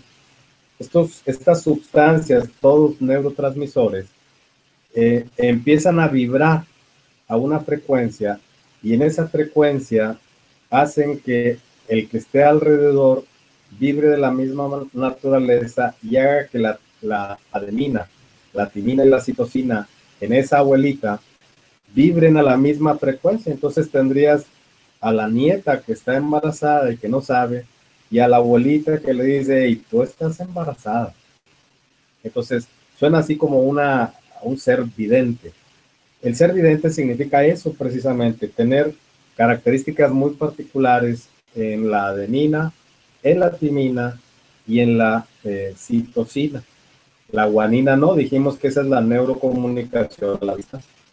De tal manera que esta mujer que está en gestación empieza a desarrollar estas vibraciones a nivel cerebral, y en esas vibraciones a nivel cerebral, adenina, vuelvo a citar, adenina, timina y citosina hacen vibrar rápidamente al cromosoma 1 de la carga genética que viene del esperma. De tal manera que tiene que haber una compatibilidad para poder que ingrese al óvulo el esperma, o viceversa, que ingrese, y al momento de ingresar que haya compatibilidad entre los dos, el óvulo y el esperma. Y entonces, el que hace que haya compatibilidad con óvulo y esperma es precisamente el mismo efecto de vibración de la adenina, timina y citosina, es decir, como si se transfiriera esa, entre comillas, videncia de la mamá a lo que se va a formar dentro del ser humano. Y entonces el ser humano ya tiene esa característica, de tal forma que las mujeres particularmente tienen ese, le han llamado sexto sentido. Y no es más que una evidencia, y no es más que adenina, timina y citosina que están vibrando de manera distinta. De esa manera, entonces, cuando hacemos terapia para la mujer que está en gestación, que no ha sido tratada con la biocuántica, adenina, timina y citosina en esa mujer que nunca había sido tratada con biocuántica, se reordenan, se hace una recombinación de neurotransmisores con neuroreceptores dentro de su cerebro, y entonces ya el bebé está ahí, y tiene que haber una, yo le llamé una recombinación. Si el bebé empezó a tener ciertas características, la mamá que no estaba limpia, entre comillas lo digo, virus, bacterias, hongos y parásitos, que no estaba limpia, es decir, que había contaminación, al momento de estar alimentando de una manera parenquimal al bebé que está en gestación, le va a estar alimentando también de una sustancia que ya he mencionado en ocasiones anteriores que se llama uracilo. Y ese uracilo es el que puede llegar a hacer que aquella persona no vibre ese bebé que está en gestación, no vibre su adenina, timina y citosina, es decir, que no tenga esa capacidad de evidencia, capacidad de percibir, capacidad de sentir lo que ocurre. Esto lo aterrizo un poquito en mi caso, en el que yo me di cuenta de esto cuando mi mamá, que ella ahorita ya está con Dios allá dándole codazos, ella y yo teníamos una comunicación muy, para mí en aquel entonces era muy extraña. Me dejaban en una estación de autobuses, yo tenía que cambiar de ciudad por el trabajo. Entonces yo me movía a una distancia cerca de 100 metros y a la distancia volteaba donde estaba ella y ella me decía con su cabeza, nada más movía así la cabeza, como si yo le estuviera diciendo, ya está el autobús ahí. Entonces, esta neurocomunicación nos permitía poder comunicarnos como si fuera telepatía. Y no es telepatía, no existe eso dentro del labio cuántico. Dentro del labio cuántico. De tal manera que en este ejemplo aterrizado con mi caso, doy a entender que todos tenemos esa capacidad de poder tener la visión hacia lo que viene del futuro sin saber qué es. No tenemos idea. Sabemos que vibra algo y no sabemos. Es decir, algo va a pasar, pero no sé qué, y repentinamente pasa, es porque adenina, timina y citosina están vibrando y tenemos esa capacidad. Entonces, mujeres embarazadas que son tratadas antes o después tienen la habilidad de poder transmitir a ese bebé que está en gestación esa característica, pero ellas no lo pueden desarrollar. Es la única variante que puede llegar a ver. Entonces, responder a las dos preguntas de esta visión de lo que ocurre al futuro, pues ya quisiera yo tener la visión de lo que ocurre al futuro para poder saber si voy a ser el millonario más grande del mundo o el pobre más grande del mundo. No lo sé. Lo que sí sé es que tengo que ponerme a trabajar y trabajar con lo que conozco y con lo que sí. Y entonces, bien, esas son las dos vertientes contestadas en una sola forma. Espero que les haya quedado claro a estas personas que hicieron la pregunta de la audiencia. Muchas gracias, Javier. Ha sido un fantástico programa. Tenemos muy buenos comentarios del público. Están muy agradecidos. Excelente programa de muchas personas. Y bueno, ya estamos por casi a las 2 horas del programa. Yo agradecerte que estés aquí, agradecerle también al equipo que tenemos aquí en España, que te están apoyando, que nos están apoyando en esta labor de comunicación con Elena, al Par Biocuántico Spain. Y, y bueno, no sé si quieras adicionar algún tipo de información. Antes de dar paso a la música de despedida, te digo que te quedes ahí. Yo voy a despedir el programa, pero luego tú y yo hablaremos una cosita. Y nada, si quieres compartir algo adicional, si quieres decir algo más, si quieres informar sobre algún tipo de actividad, de curso o de cualquier índole de comunicación que quieras, este es el momento para aprovechar. Pues no, muchas gracias, Tote, por esta que se nos presenta. Las oportunidades tenemos que irlas tomando paso a paso. Tú nos has dado esa posibilidad de llegar a muchas personas en el mundo, no nada más en España, y esto nos ha traído a bien poder abrir canales, poder abrir conciencias, poder decirle al mundo entero, esto está y esto es real y ha sido probado y comprobado con instituciones, ya ha sido probado y comprobado con pacientes en enfermedades complejas, en el sentido de que, bueno, tenemos un grupo muy importante a nivel mundial que todos ellos trabajando dentro de la biocuántica en diversas partes del mundo, particularmente tenemos muchos alumnos por allá por España. Aprovecho para mencionar evidentemente que tenemos en puerta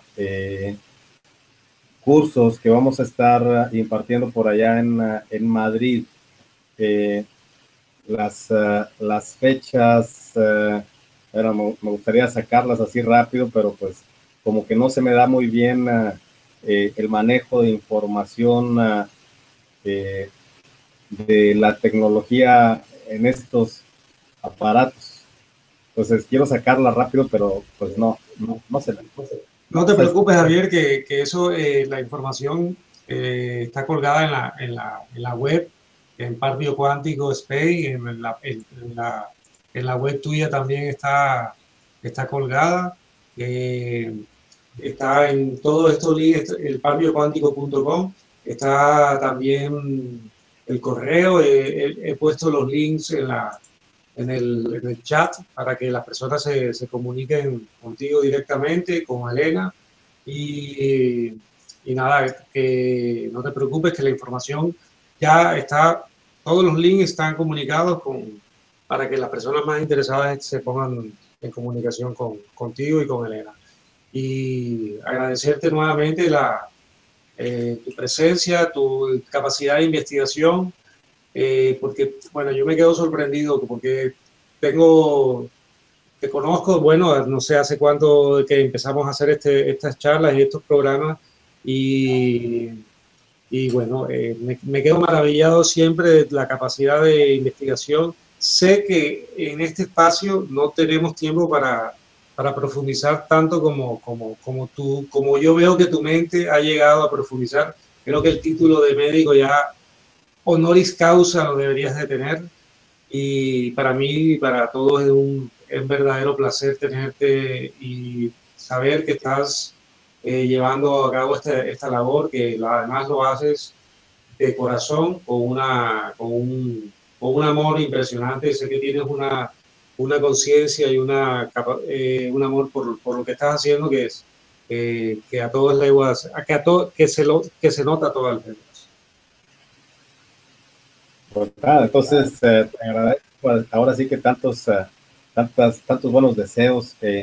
En fin, el mensaje es muy claro. Estamos listos, estamos compartiendo, tenemos alumnos diseminados en varias partes del mundo que hoy en día ya están haciendo cosas verdaderamente maravillosas.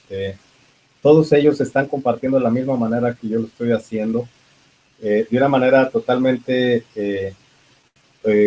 enfocada al mundo entero para que nos demos a conocer. Gracias a Caja de Pandora ha sucedido toda una serie de cambios muy importantes y nos hemos dado a conocer gracias a ello. Pronto estaremos por allá en Madrid, como bien ya lo comentaste, estaremos a finales de mayo, del 27 al 12 de junio, y bueno, pues ya también lo comentaste, estaremos muy al pendiente de cualquier pregunta, cualquier comentario que tenga tu audiencia, que ya me han llegado varios correos mencionando que han estado en contacto a través de Caja Pandora. Eso es verdaderamente estar abriendo, es como la flecha que está abriendo el paso a algo totalmente sorprendente para algunos, pero para nosotros que tenemos este conocimiento, entender que verdaderamente ese conocimiento nos lleva a liberar la verdad. Y lo hacemos de todo corazón, con todo el amor y enfocado siempre al paciente. Un abrazo como siempre, un saludo grande a todos aquellos amigos que tenemos dentro de la biocuántica y los que tendremos seguramente que se van a ir anexando también como alumnos que quieran conocer la biocuántica. Un saludo a ellos y decirles, bueno, pues los estamos esperando. Crean que esto va a cambiar su vida porque así ha sido, ha cambiado la vida de muchos y va a cambiar la vida del mundo completo. Esa es mi visión. Ojalá y mis ojos lo vean. Y bueno, vamos a trabajar para ello. Nuevamente, Tote, un gusto estar platicando contigo. Preguntas tan profundas y a veces tan directas que me encanta. Entonces, estaremos en contacto. Recibe un abrazo fuerte de mi parte y pronto estaremos, muy pronto por allá nuevamente en España. Gracias, Javier. Ha sido un placer. Voy a despedir el programa. No cuelgues, por favor. Vamos a poner la música de despedida como es debido. Un placer, amigo. Gracias pues, a todos los que nos han acompañado y nos vemos en el próximo programa. Un abrazo a todos.